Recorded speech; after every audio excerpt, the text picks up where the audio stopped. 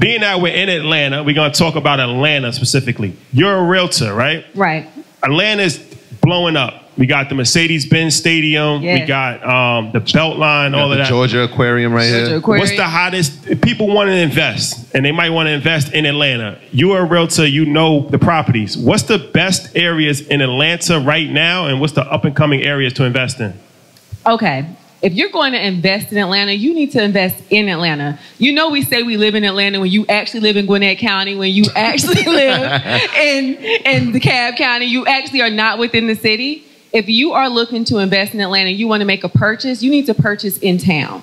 Specifically, just because I know these numbers, if you're looking to purchase in town, you go into West Atlanta, 30318. That's the upcoming area. They have a huge West Atlanta project coming. The appreciation values are around 12% year over year right now. That's before the project is even finished. Go over there. The next spot I would say you want to focus on is East. East Atlanta is next, 30316. That particular area has an appreciation value right now. I was looking up the other day, I want to say about 8%. So you're looking at, that's just right now, before they continue to finish, before they finish building. So that's close to the city. You're talking 15, 20 minutes to downtown. And the next place you want to invest in is the city of Decatur, 30032 and 30030. Those are the two areas. They have a 21% growth in those areas. And I say that to say, those areas are gentrifying. Those are areas that are in transition. We need to make sure we invest in those areas, because the next time they say, oh, you know, they gentrified our area, we couldn't afford it. I'm out here, I'm working with people every day. You can't afford to live in these areas. You don't want to. So face the facts, and 10 years from now, if you didn't invest in that area and now you can't afford it, it is your fault. All right, so in these areas, right? Yeah. What are, you said the inflation rate, not inflation, Appreciation rate, I'm sorry, is increased. Is that public knowledge? And two, some of it is. Okay, and then what are some other indicators, right? If I'm moving to this area code, what should I be looking at? Because most time, I mean, I'm kind of like knowledgeable, but most people just look at, yo, is the school district good? All right, I'm going there. Development. You got to keep your eyes on the developments and what's going on in the area. You know, when you know what's coming up, that's when you know what's going to bring people.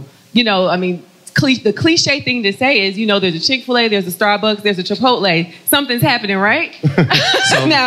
All jokes aside, I like to read magazines and I keep up to date with developments. If you go to Curbed Atlanta, you can go to different neighborhoods and see the upcoming developments that are taking place.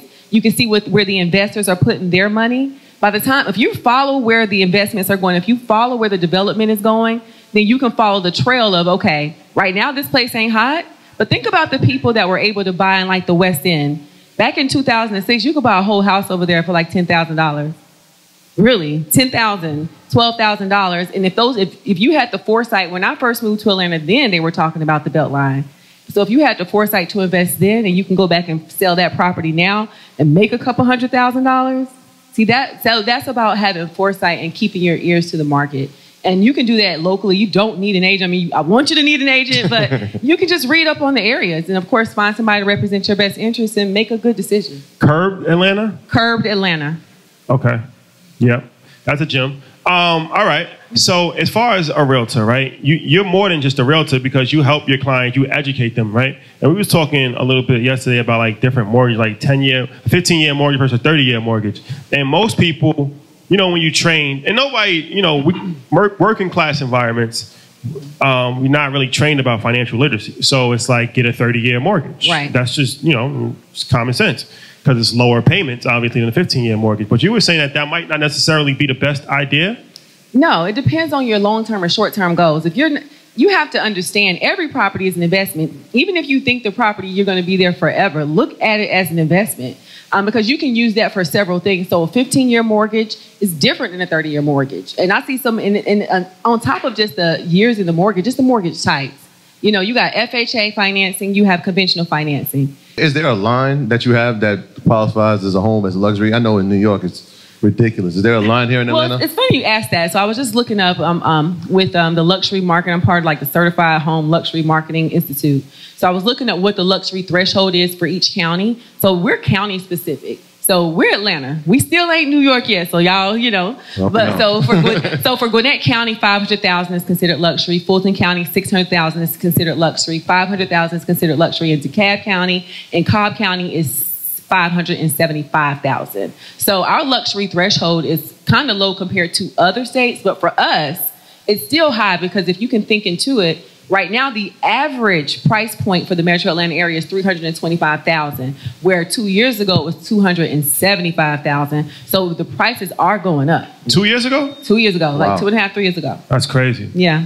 That means it's on fire right now. Yeah. It's on fire right now. Well, Forecast is Tyler on. Perry told y'all to come down here and build your own table, and I'm so happy that you are. So one last question.